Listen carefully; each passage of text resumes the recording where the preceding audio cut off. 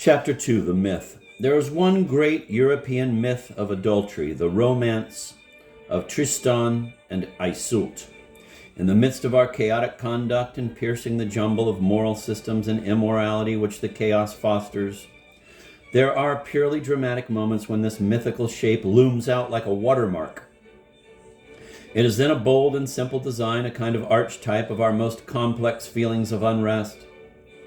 And as poets, in order to get away from the current linguistic confusion, are wont to seek the remote origin of a word, the thing or action which this word first denoted, so I wish to connect with this myth part of the disorder in contemporary manners. I am undertaking an etymology of the passions, which promises to be less inconclusive than actual etymology, because it is our lives, and not some theoretical science that will supply its instant verification.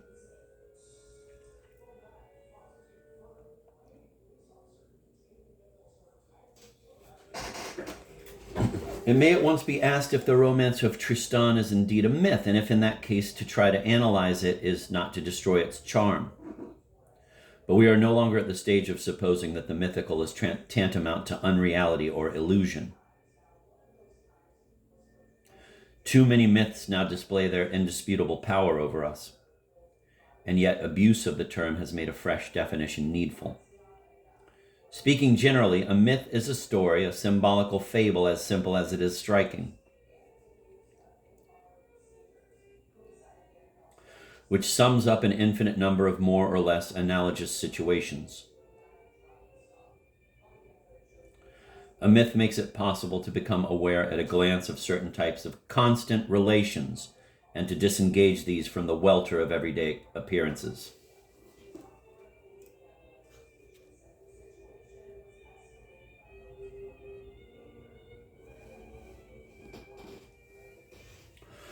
More narrowly, a myth expresses the rules of conduct of a given social or religious group. It issues accordingly from whatever sacred principle has provided over the formation of this group.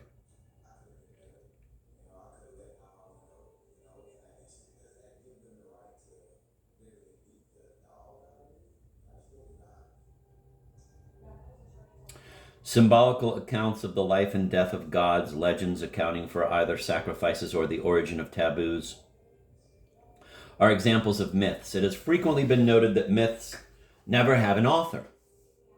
The origin of a myth has to be obscure, and so to some extent has its meaning. A myth stands forth as the entirely anonymous expression of collective, or more exactly of common, facts.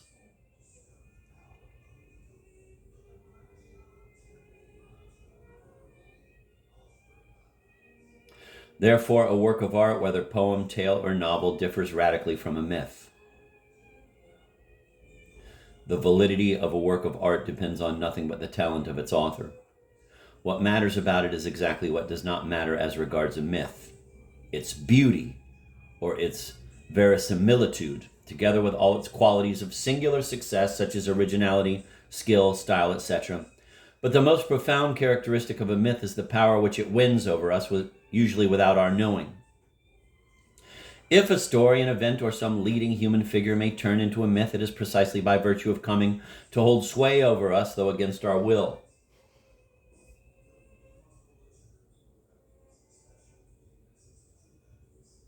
A work of art as such never exerts, properly speaking, any compulsion upon its spectators or auditors. However splendid and powerful it may be, it is always open to criticism and can always be enjoyed on individual grounds. With a myth, it is otherwise. The statement of a myth disarms all criticism, and reason, if not silenced, becomes at least ineffective. I propose to consider Tristan not as a piece of literature, but as typical of the relations between man and woman in a particular historical group. The dominant social caste, the courtly society saturated with chivalry of the 12th and 13th centuries. The group in question was indeed long ago dissolved, yet its laws remain our laws in an unsuspected and diluted form. Profaned and repudiated by our official legal codes, These laws have become the more compelling in that they wield no power over us except in our dreams.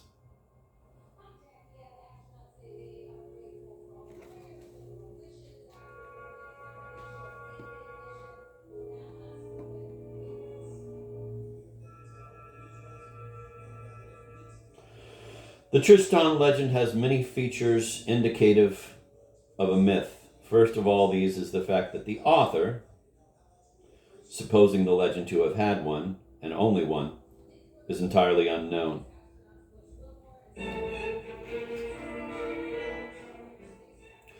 The 5 original versions that have come down to us are artistic rearrangements of an archetype it is impossible to trace.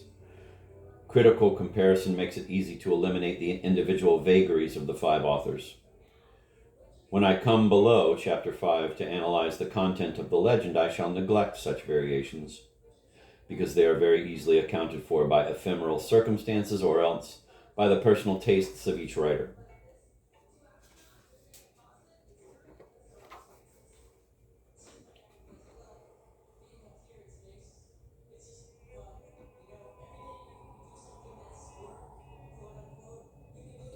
Another sign of the mythical in the Tristan legend is its making use of a sacred principle.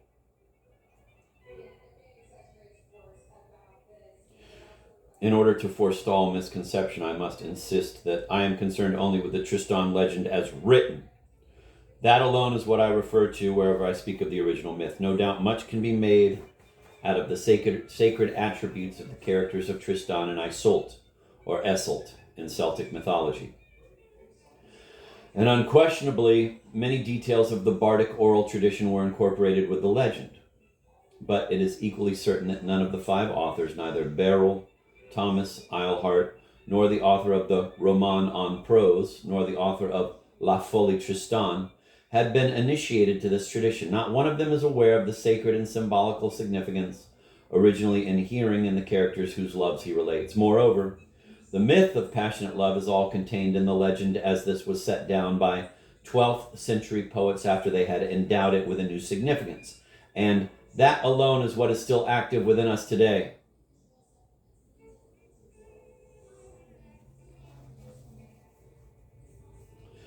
The advance of the action and the effects which this action was intended to have on an auditor depends, to extent I hope to make clear, on a set of rules and ceremonies which are no other than those of the custom of medieval chivalry.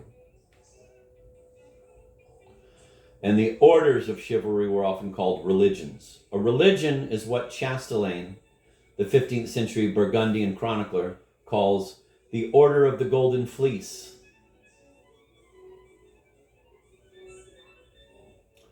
The latest of such orders in point of time. And he refers to it as a sacred mystery, notwithstanding that he wrote at a period when chivalry was no more than a survival.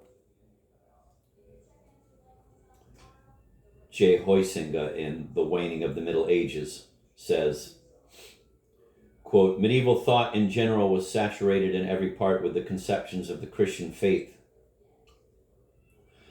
In a similar way, and in a more limited sphere, the thought of all those who loved in the circles of court or castle was impregnated with the idea of chivalry.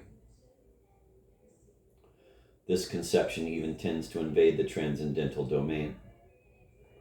The primordial feat of arms of the Archangel Michael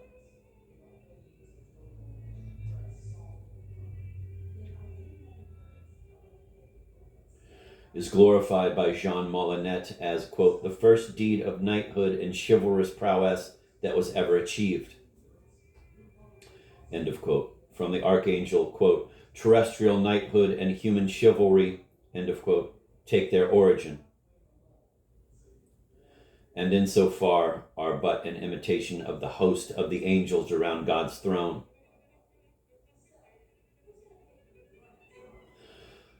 Finally, the very obscurity which we find in the legend denotes its deep relation to a myth.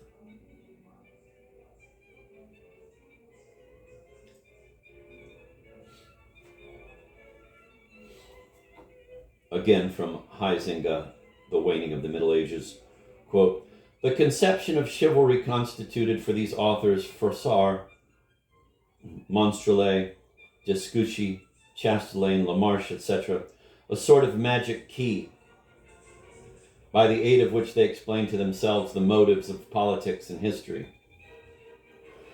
What they saw about them looked primarily mere violence and confusion. War tended to be a chronic process of isolated raids and incursions.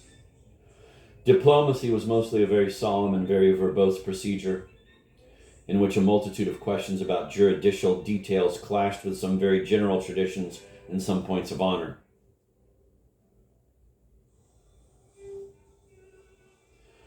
All notions which might have enabled them to discern in history a social development were lacking to them.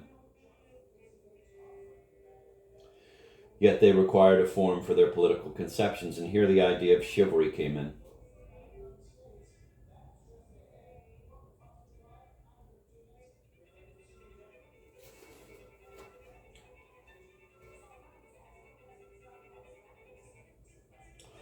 By this traditional fiction, they succeeded in explaining to themselves as well as they could the motives and the course of history, which thus was reduced to a spectacle of the honor of princes and the virtue of knights, to a noble game with edifying and heroic rules.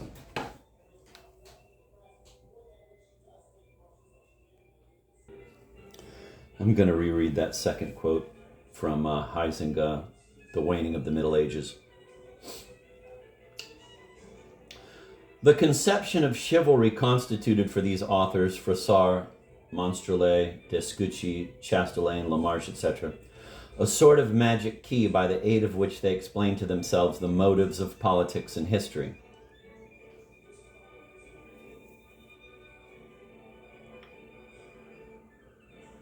What they saw about them looked primarily mere violence and confusion. War tended to be a chronic process of isolated raids and incursions. Diplomacy was mostly a very solemn and very verbose procedure, in which a multitude of questions about juridical details clashed with some very general traditions and some points of honor.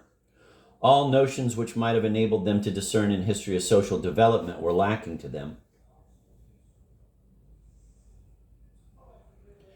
Yet they required a form for their political conceptions, and here the idea of chivalry came in. By this traditional fiction, they succeeded in explaining to themselves, as well as they could, the motives and the course of history, which thus was reduced to a spectacle of the honor of princes and the virtue of knights, to be a noble game with edifying and heroic rules.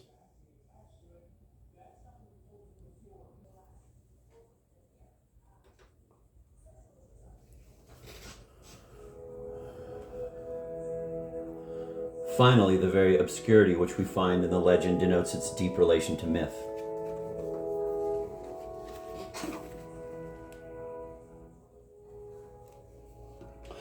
As a rule, the obscurity of a myth does not reside in its form of expression. Here the form of expression is the language of the poem, and we know that this is extremely simple. The obscurity belongs in part to the mystery of the origin of the myth, and in part to the vital import of what the myth symbolizes. If this were not obscure, or if there were no reason to conceal its origin and its bearing so that it might escape challenge, a myth would lack a raison d'être, a law, a moral treatise, or even some little tale able to serve as a mnemonic summary would do instead.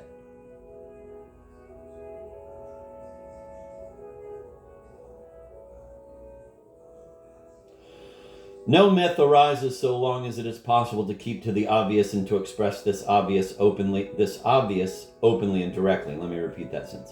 No myth arises so long as it is possible to keep to the obvious and to express this obvious openly and directly.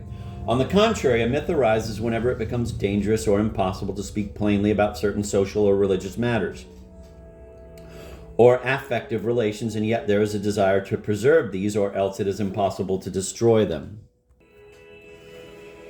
There is, for example, no need of myths nowadays in order to set forth scientific truths, which we deal with from an entirely lay standpoint, which therefore have everything to gain from individual criticism.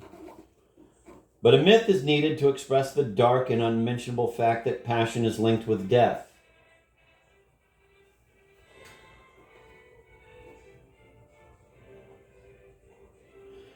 And involves the destruction of anyone yielding himself up to it with all his strength.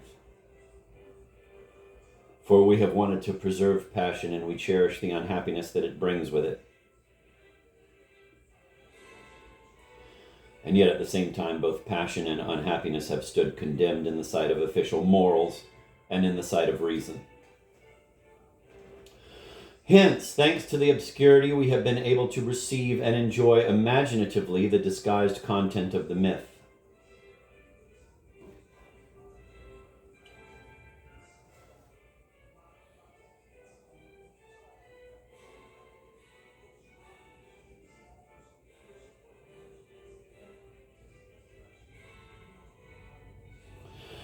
Hence, thanks to the obscurity, we have been able to receive and enjoy imaginatively the disguised content of the myth.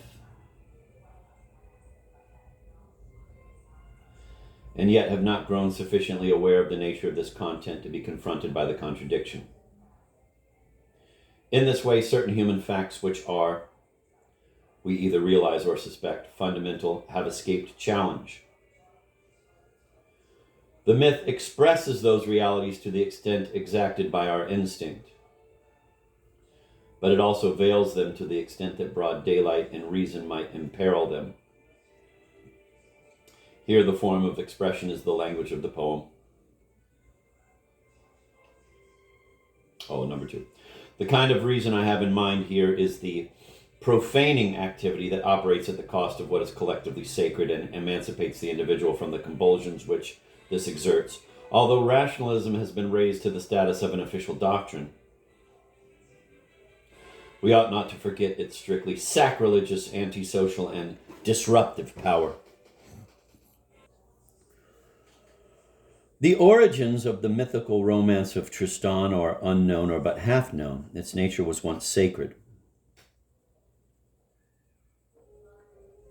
and it veils what it is disclosing, so that it may be wondered if it fully possesses the compelling features of a true myth.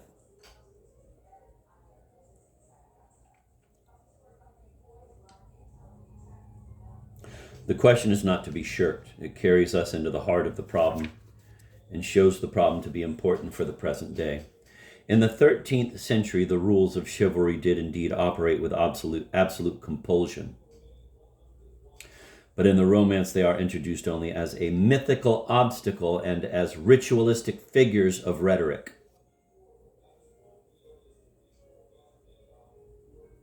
They provide the tale with pretexts for renewals of impetus. And above all, the tale would not, without them, have been accepted unquestioningly by its audiences.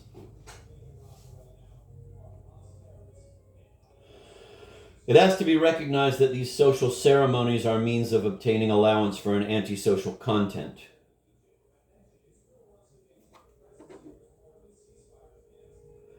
And this content is passion.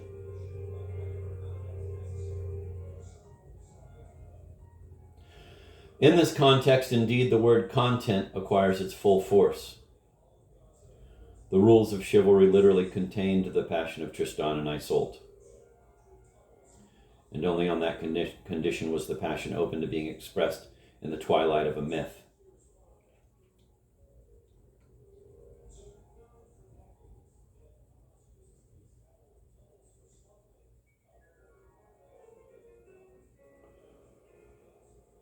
Because in being the passion that wants darkness and triumphs in a transfiguring death, it must represent for any society whatsoever a threat overwhelmingly intolerable.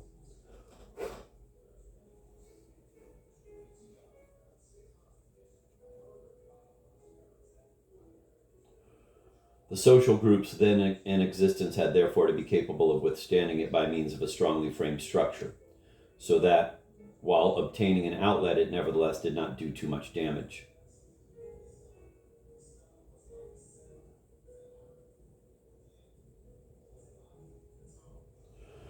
Let the social bonds subsequently slacken,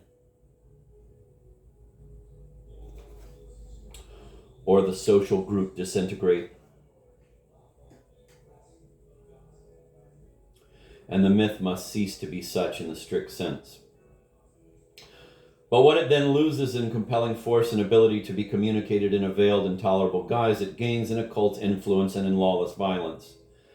Pari passu with the loss of the last virtues of chivalry, even in the profaned guise of good form, the conventions to be observed by gentlemen, the passion contained in the original myth, spread out into everyday life, invaded the subconscious, and invoked, or, if necessary, invented new compulsions. For, as will be shown presently, it was not only the nature of society, but also the very ardor of the dark passion that required the avowal to be masked.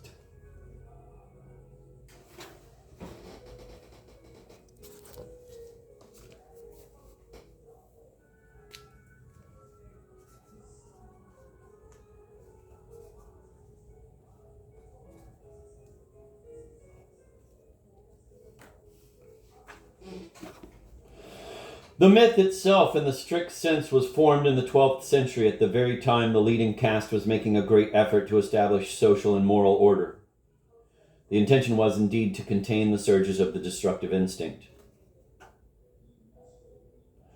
For religion, in attacking this instinct, had been exacerbating it.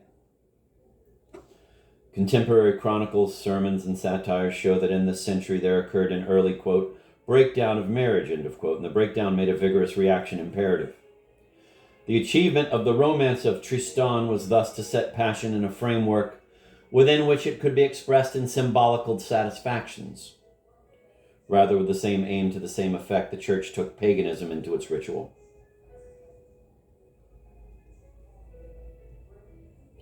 Let me reread that sentence. The achievement of the romance of Tristan was thus to set passion in a framework within which it could be expressed in symbolical satisfactions. Let such a framework disappear and passion will nevertheless subsist. It will still be as dangerous to the life of society and will still drive society to attempt a corresponding restoration of order. Hence, not the myth in its original guise, but that need of a myth, which the romance met, remains historically permanent.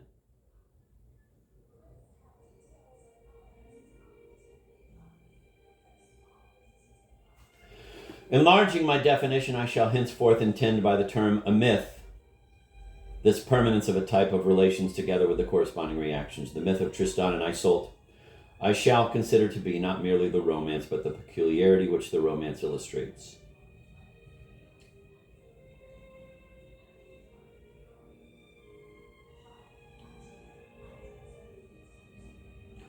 Something the influence of which has gone on extending all the way down to our own day. The myth that has been agitating us for 800 years as spell, terror, or ideal, as at one and the same time a passion sprung from dark nature.